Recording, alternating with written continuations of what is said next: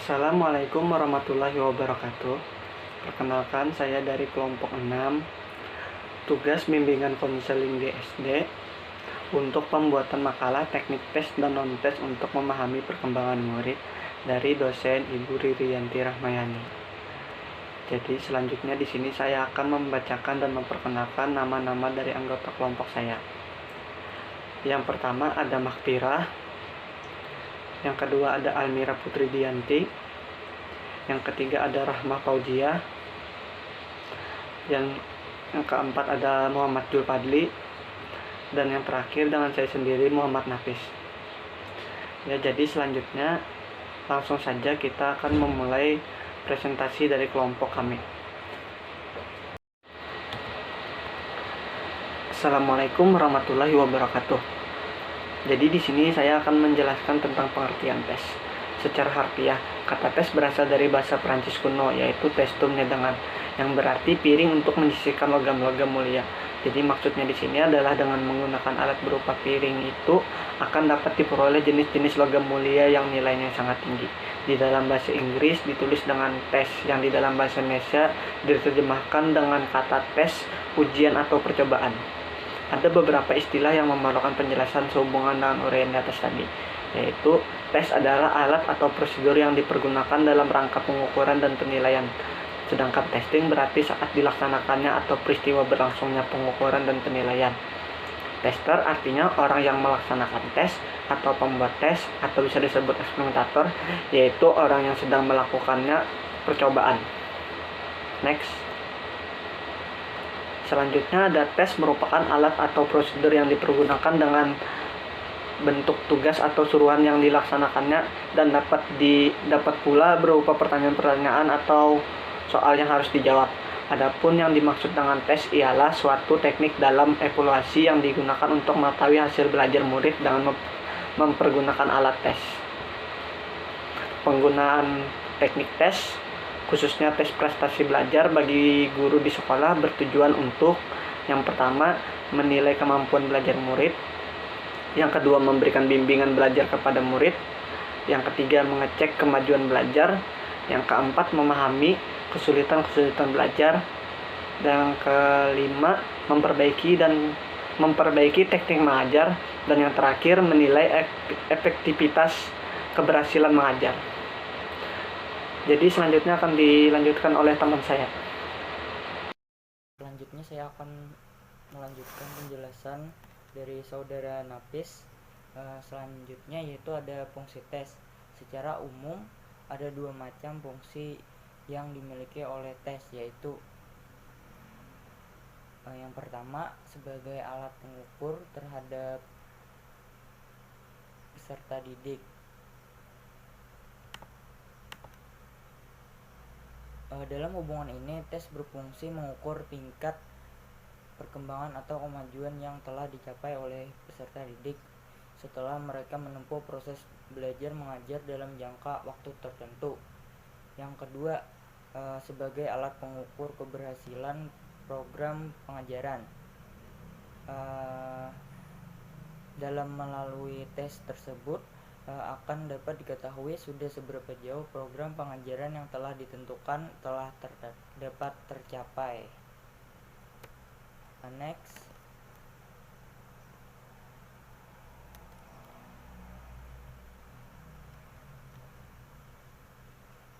Selanjutnya yaitu adalah jenis-jenis tes. Yang pertama ada tes kecerdasan. Tes ini memperhitungkan dua hal, yaitu umur kronologis dan umur mental. Selanjutnya ada tes bakat. Untuk mengetahui bakat telah dipersiapkan beberapa teknik tes, diantaranya yaitu adalah rekonik, tes bakat musik, tes bakat artistik, selanjutnya tes bakat klerikal, selanjutnya tes bakat yang multifaktor. Selanjutnya yang ketiga ada tes kepribadian. Secara umum, definisi tes kepribadian adalah teknik untuk mengasah atau menolak hipotesis dalam pengukuran mental yang menghasilkan skor untuk membandingkan 2 orang atau lebih. Tes ini dirancang untuk mengukur berbagai faktor psikologis tertentu. Biasanya juga menyangkut pengukuran kemampuan fisik seseorang.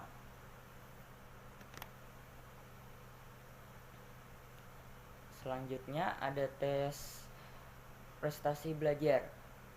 Tes ini meliputi tes diagnosa, tes prestasi belajar kelompok yang baku, dan tes presentasi belajar yang disusun oleh para guru.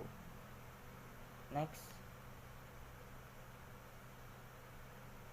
Ya, selanjutnya akan dijelaskan oleh teman saya. Selanjutnya adalah teknik non-tes. Teknik non-tes diartikan sebagai teknik penilaian yang dilakukan tanpa menggunakan tes. Teknik ini dilakukan lewat pengamatan secara teliti dan tanpa menguji peserta didik.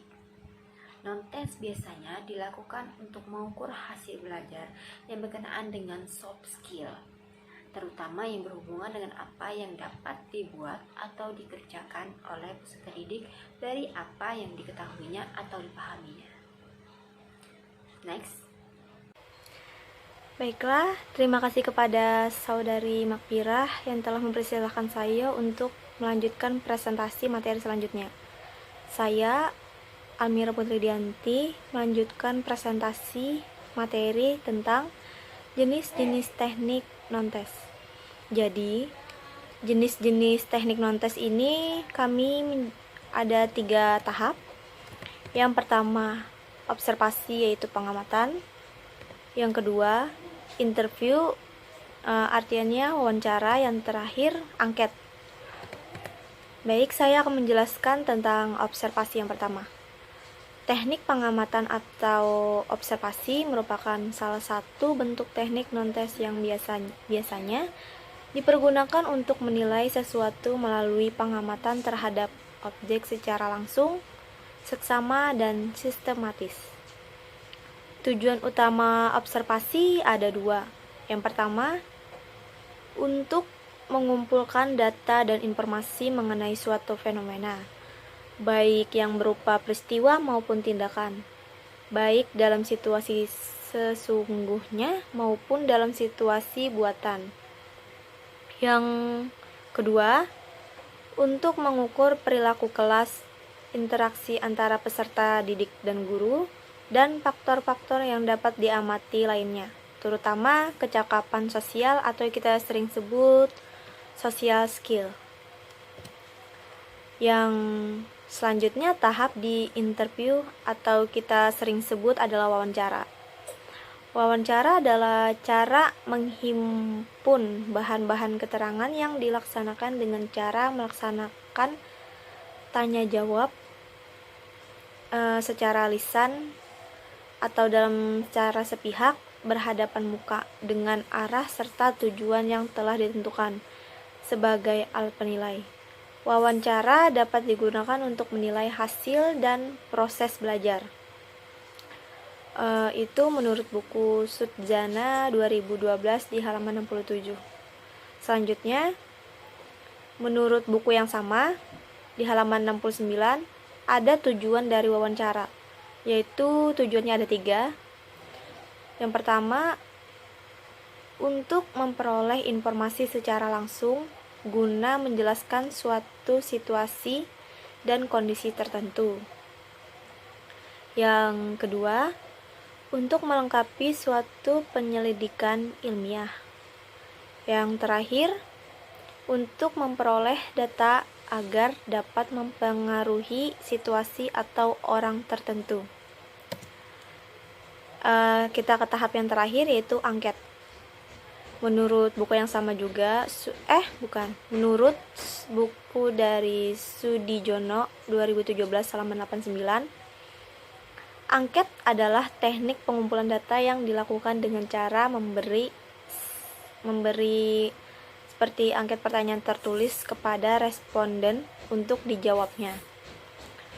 Terus prinsip penulisan angket itu ada 9. Yang pertama, isi dan tujuan pertanyaan jelas. Yang kedua, bahan yang digunakan mudah dipahami. Yang ketiga, tipe dan bentuk pertanyaan bisa terbuka ataupun tertutup. Yang keempat, pertanyaan tidak mendua atau harus dipilih salah satu. Yang kelima, tidak menanyakan yang sudah lupa. Yang keenam, panjang pertanyaan maksimal 30 pertanyaan. Yang ketujuh, urutan pertanyaan mulai dari yang mudah sampai menjadi yang sulit. Yang kedelapan, prinsip pengukurannya. Terakhir, yang kesembilan, penampilan fisik angket. Sekian penjelasan dari saya untuk bagian dari jenis-jenis teknik non-tes. Selanjutnya saya persilahkan kepada pemateri selanjutnya, yaitu Rahma Paujiah. Saya persilahkan. Assalamualaikum warahmatullahi wabarakatuh. Saya Rahma Fauziah. Di sini saya akan melanjutkan materi dari teman saya, bagian F, yaitu kelebihan dan kekurangan teknik tes dan non-tes. Yang A, teknik tes. Jadi kelebihan menurut Sujana tahun 2012, halaman 67, tes tulis itu mempunyai kelebihan, yaitu lebih respektif, mewakili isi dan luas bahan, serta lebih mudah dan cepat cara memeriksanya, karena dapat menggunakan kunci tes, bahkan alat-alat hasil kemajuan teknologi. Yang kedua yaitu tes lisan, mempunyai kelebihan. Yang pertama, dapat menilai kemampuan dan tingkat pengetahuan yang dimiliki peserta didik, sikap, serta kepribadiannya, karena dilakukan berhadapan langsung. Kemudian, bagi peserta didik yang kemampuan berpikirnya relatif lambat, sehingga sering mengalami kesukaran dalam memahami pernyataan soal, tes bentuk ini dapat menolong sebab peserta didik itu dapat menanyakan langsung kejelasan pertanyaan yang dimaksud. Kemudian, hasil tes dapat langsung diketahui oleh peserta didik. Selain kelebihan, teknik tes juga mempunyai kekurangan, yaitu tes tulis itu persiapannya untuk menyusun jauh lebih sulit, terutama pada tes tulis bentuk uraian, karena soalnya banyak dan harus teliti untuk menghindari kelemahan-kelemahan lain. Yang kedua, soal-soal cenderung untuk mengungkapkan ingatan, daya pengenalan kembali, dan sulit untuk mengukur proses mental yang tinggi. Kemudian kerjasama antar siswa pada waktu mengerjakan soal juga lebih terbuka. Kemudian tes lisan. Tes lisan ini mempunyai kekurangan, antara lain subjektivitas pendidik atau guru sering mencemari hasil tes. Kemudian waktu pelaksanaan yang diperlukan terlalu banyak. Kemudian yang B atau yang kedua, teknik non-tes.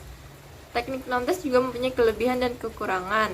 Kelebihannya adalah tes ini sifatnya lebih komprehensif, artinya dapat digunakan untuk menilai berbagai aspek dari individu, sehingga tidak hanya untuk menilai aspek kognitif, tetapi juga aspek afektif dan psikomotorik.